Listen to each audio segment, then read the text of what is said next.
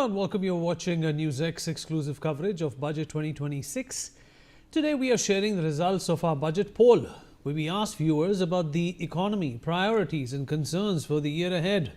First up, how do you rate India's economic growth was the big question. The results show a tie between excellent and good, with 29% of people opting for these positive ratings. The options very good and poor both received 21.4% votes. Next, we asked if Trump tariffs and global wars pose a threat to the world economy. A clear majority, 76.9%, said yes, while 15.4% said maybe, and just 7.7% said no. The third question concerned the upcoming budget. When it comes to the Union Budget 2026, what should be the top priority? Our viewers spoke loud and clear. 45.5% want pollution control to be focus number one.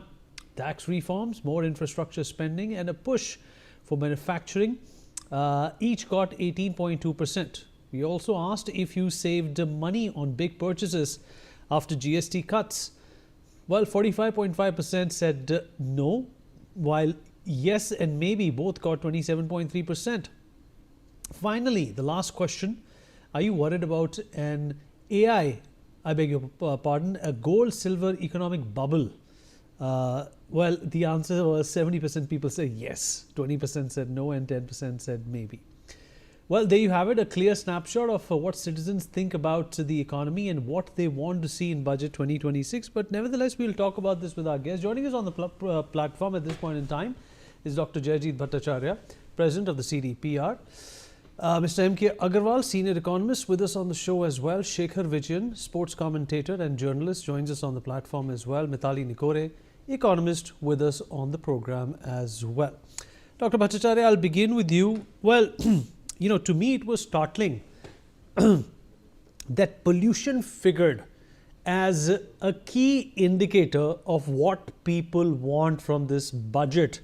Perhaps the budget is just a forum at this point in time, maybe an echo chamber where people want to express their frustration and the problems that we have pertaining to pollution today emanate from an aging and an ailing infrastructure. How do you think the budget can address that? Yeah, Vineet, you would remember that for the last 4 years, every time the budget comes out, on your channel, I've been saying the one big thing missing is any commitment to pollution. And in fact, the same is what I've been saying after elections, that in a democracy, clearly pollution is one of the big issues. But that is not the matter which is picked up when the elections are being fought. So finally, we see the voice of the voice of democracy playing out, where people are demanding for a solution for pollution because they're not able to breathe anymore. There is food is okay, water is polluted, now they can't even breathe. I'm sorry to stop you there, sir, but there seems to be a problem with your video. We aren't able to see you. Perhaps if you could log out and log in again, that would take care of that technicality. Mithali, I'm going to put the same question to you. Important to understand that this is perhaps a great idea for the government to pick on what the people of this country want. We're going to talk about tax brackets, we're going to talk about GST, we're going to talk about rationalization, we'll talk about defense spending, ports and whatnot. But the fact of the matter is that Viksit Bharat also has to commensurate with Viksit Health. No, absolutely. I think that the results are actually not surprising. We might think that, okay, at the end of the day, we should be talking about macro issues during the budget because, of course, as economists, we are concerned about the fiscal deficit and about, the spending and where the revenue will come from. But for the common person today, just today, even for myself, I was shooting somewhere on a budget show. It took me 3 hours to get back to my house because that's the state of the traffic and the roads in Delhi NCR. So at the end of the day, when we think about the everyday urban amenities, and pollution is not just an amenity, it is a necessity to have clean air. The right to breathe clean air should not need to be demanded. It is just part of the fundamental right to life that the constitution gives us. So at the end of the day, if our government is not able to give us or if the citizens coming together are violating other citizens' right to life, then it really needs to be addressed. And I think that's what people are saying. And of course, even if we look at the Delhi budget, we've seen that the utilization of the funds that have even been allocated over the last almost decade has been exceedingly low, because the previous government in Delhi, and possibly even this one, has been thinking very local, very small and siloed solutions. But why the people want the Indian government and the government of India to come in here is because this is now no longer a single state or a single city problem. This is a problem for North India, which spans UP, Delhi, Haryana, Punjab, but also in other cities. Whether you look at the AQI in Mumbai, you look at the AQI even in Calcutta, you look at the AQI in Guwahati. These are places like Guwahati. I never imagined that you would have a problem of air pollution, but you do. And at the end of the day, this requires a national plan and national agenda to really move us into a space where we are not only pollution free, but our path is a green path of sustainable development, not only just about pollution in the air that we can see, but also water pollution, also other types of pollution, noise pollution. So it's very important that we now start thinking about green growth. Shekhar, how do you look at this as an opportunity for the government to lay out a plan, to address some of these issues? The common man on the streets may not be so worried about the impact of tariffs as much an exporter would be. The common man, would not be worried about GDP numbers or India being the fourth or eventually the third largest economy as much as he would be about his children's health at this point in time. Success and growth cannot take place in silos. If Germany is the third largest economy, they have a lot to show for it when it comes to the health of their nation as well as their infrastructure. How can India take a leaf out of that? Vinny, thank you for having me over. And I think this pulse spoke the truth, the pulse which you're speaking about, and the results speak for itself. The fact is that, we're talking about pollution, we're talking about health, and, this is extremely important for India. For the last few months, Delhi has been grappling with such a pure AQI, and AQI is something which everybody talks about nowadays across different cities, across different towns. It's not something which everybody is not aware of it. If you switch on your phone itself, you know what your AQI is. So I think that's going to be really important. The second thing is India as a country is so bullish about sustainability. It's so bullish about a green cover. So why not speak about, why should the budget not really focus on something as critical as this? Because I think the health matters, curbing pollution matters, and having a green cover matters, which also correlates to infrastructure, which also correlates to making sure you reach your place on time, making sure you travel quickly, and making sure there is a certain momentum achieved in this. The government, what it really does, it starts off, but somehow it does not have the momentum to really finish it off quickly. I think what is really important here is people have spoken, because this has been an issue which has been going on for a long time in terms of pollution, in terms of AQI. I think your channel has covered it so much, and kudos to all of you at NewsX for bringing this up. But the real matter here is for the common man. I think this is also going to be really important, because like the age-old adage, health is wealth, and it just goes to show that the budget should really focus on this in terms of how are we going to curb it, what are the measures we're going to take, and correlate that to economic development. Because if you're not healthy as a country, if you're not healthy as a nation, it doesn't make any sense to be the fourth largest economy in the world. To talk about Viksit Bharat when the people around you are suffering from poor health, when they're dying around you, and nothing can be done about it. So I think this is going to be really critical. This is going to be really crucial. And the fact of the matter is, the fact that we're speaking about it today on national television means this is so important, Vineet. Dr. Bhattacharya is back with us. Dr. Bhattacharya, are you there with us? Okay, there still seems to be a problem with your connection, sir. Let me rope in Mr. M.K. Agarwal, senior economist, into this conversation now. Mr. Agarwal, what are your views on this, inclusive impetus that the government needs to create? Every year, the budget lays out plans for India to grow, in various areas, in various segments. And India has grown. There is no denying that we have grown leaps and bounds. But there are areas which are of concern. There are challenges which seem to be insurmountable because of the repetitive nature of their existence. How do you think the government should cope with that? Well, Vineet, I believe that as we are growing, as we are transforming ourselves a lot, definitely the aspiration of the people is increasing like anything, because now they are thinking in terms of the quality of life as well. Simultaneously, they want a lavish life for themselves, and they want that government should act on that. For example, if you are looking at the pollution that has come up a very significantly in your poll of the polls, uh, why this pollution is there?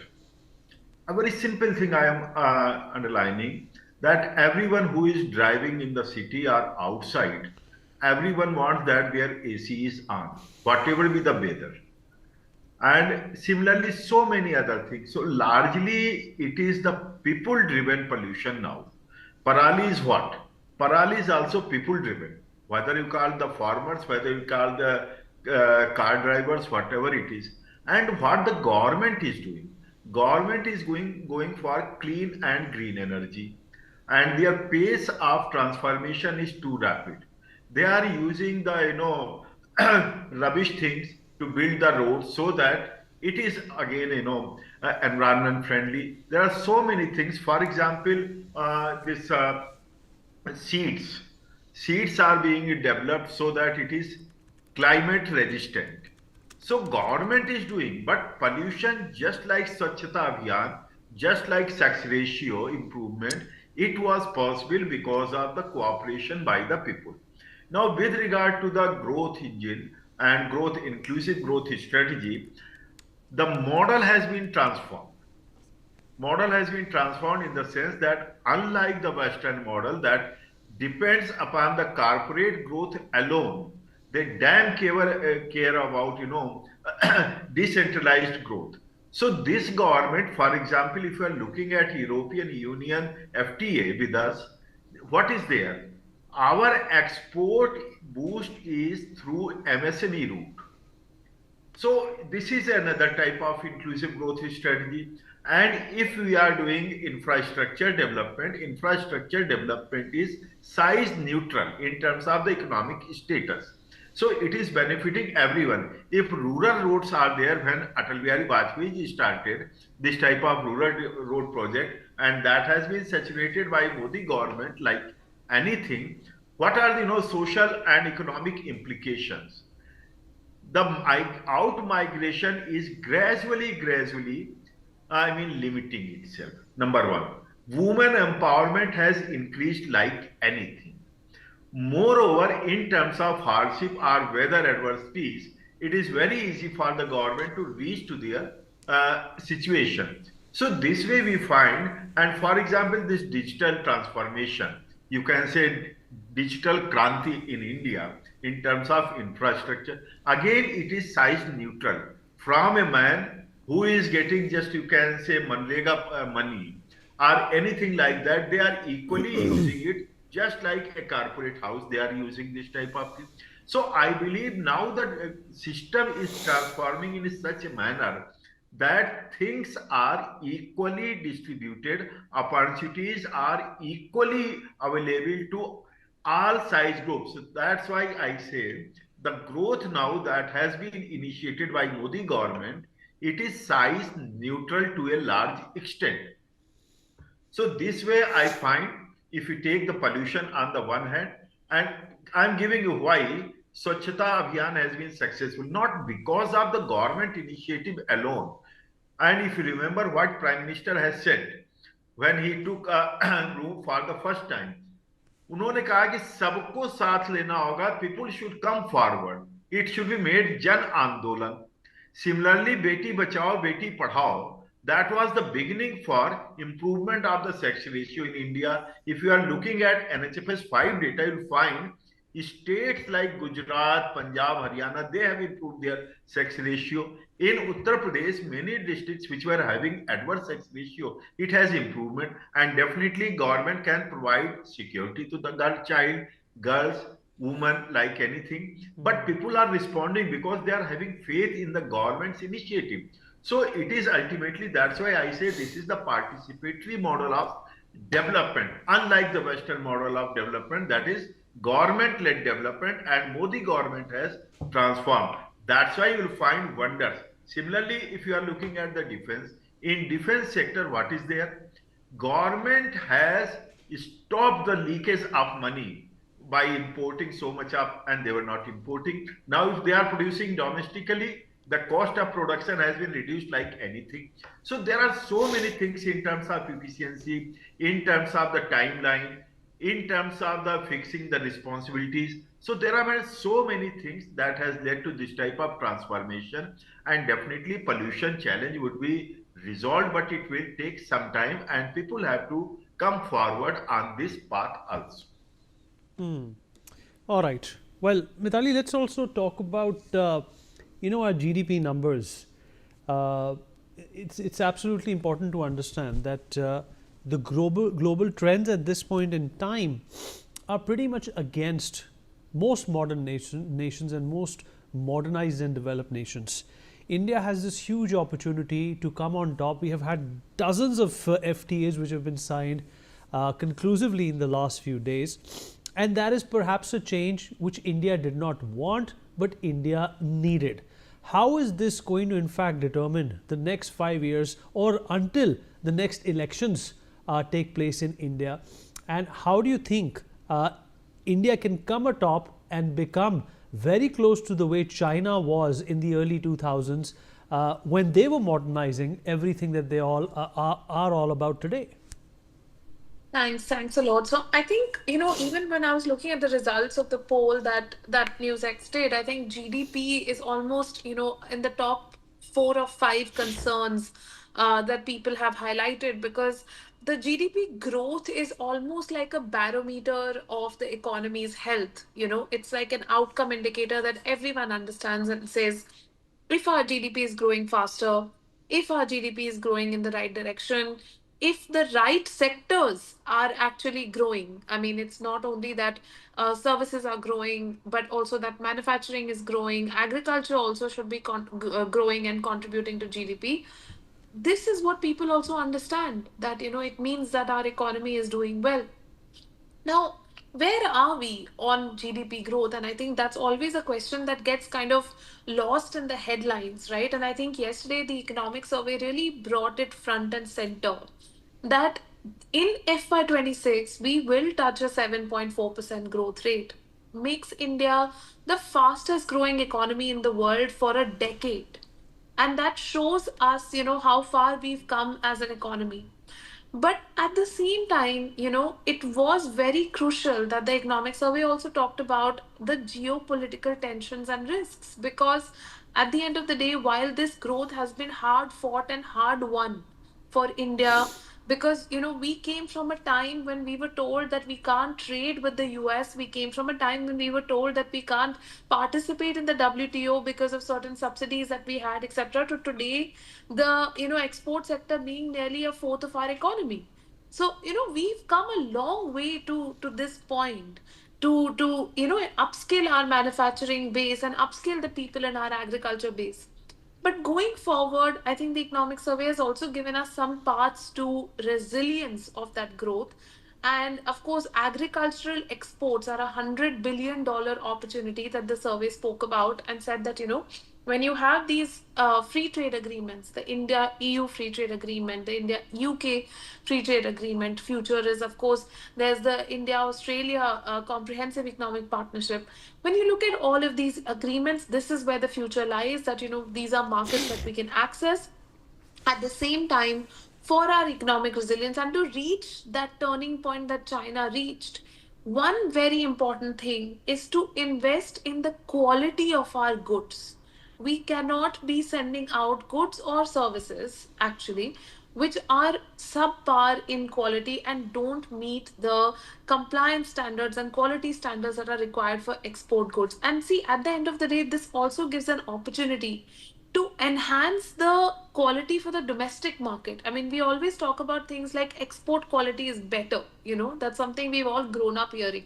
But why should that be the case? I mean, we should be producing for export quality even for our domestic market, and we should be thinking about pricing, in a transparent manner so that we can, improve our manufacturing sector.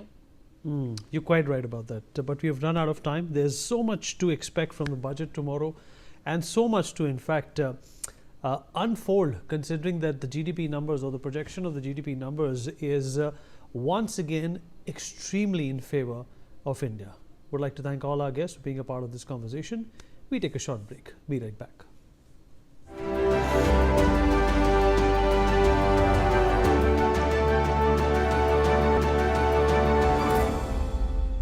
लाल रंग इसका अपार, तीखा कम है फिर भी